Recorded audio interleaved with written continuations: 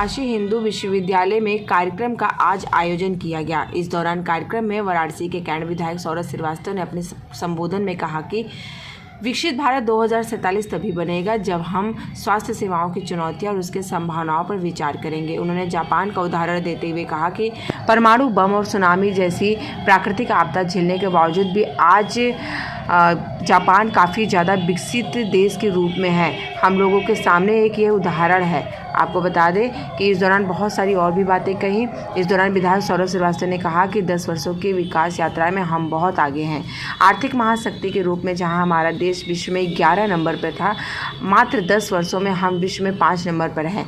आज इंग्लैंड भी हमसे पीछे हो गया और प्रधानमंत्री अपने तीसरे कार्यकाल में भारत को विश्व के तीसरी और आर्थिक महाशक्ति भी बनाएंगे। वहीं अपने संबोधन में भारतीय जनता पार्टी के राष्ट्रीय महासचिव मुरलीधर राव ने अपने संबोधन में कहा कि स्वास्थ्य सेवाओं से हमारा देश विश्व में फिर से नंबर 1 बनाया जा सकता है, क्योंकि हमसे सस्ती दवाएं विश्व में कोई नहीं दे सकता। इसीलिए हमारी दुनिया में हेल्थ के क्षेत्र में महाशक्ति बनने की प्रबल संभावना है। देखिए, भारत में आबादी की घनत्व को देखते हुए दुनिया में सबसे बड़ी आबादी है और कामकाजी लोगों की संख्या भी दुनिया में सबसे बड़ी है और वृद्धजनों की भी आने वाले दिनों में संख्या दुनिया में बहुत बड़ी है। ये सब देखते हुए और सामाजिक सुरक्षा नहीं है, ऐसी स्थिति अगर किसी आबादी के पास है तो वो भारत में है। तो ऐसे में खाद्य सुरक्षा के बाद अगर कोई बहुत महत्वपूर्ण चुनौती देश के सामने, सरकारों के सामने भी और विधि विधान निर्माताओं के सामने भी और लोगों की, समाज सेवियों के सामने भी जो सबसे बड़ी चुनौती है तो वो स्वास्थ्य सुरक्षा। स्वास्थ्य सुरक्षा के बगैर कोई भी देश की विकास की जो लक्ष्य हम सोचते हैं वो संभव नहीं है।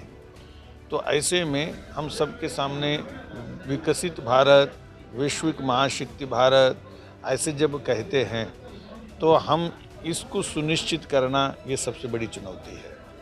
और इसीलिए आने वाले दिनों में सरकारों के ओर से और उद्यमी लोगों के ओर से भी और आपसी साझेदार के माध्यम से भी दवाई उत्पादन के विषय में, मेडिकल डिवाइसेस के विषय में, वैक्सीन्स के विषय में और स्वास्थ्य की जो व्यवस्था है वो सस्ती कैसे हो इसके विषय में न केवल भारत के आंतरिक आवश्यकताओं की पूरा करना है, हम दुनिया की आवश्यकताओं को भी एक मेन सप्लायर बनने की चुनौती है।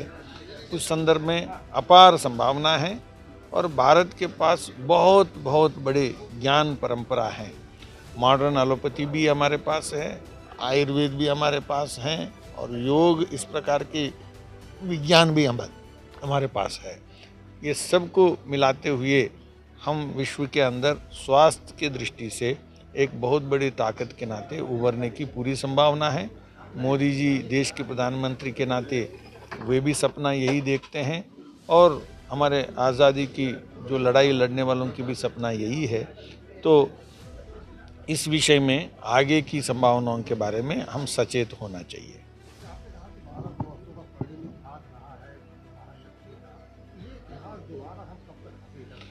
देखिए, कोई लंबा नहीं है।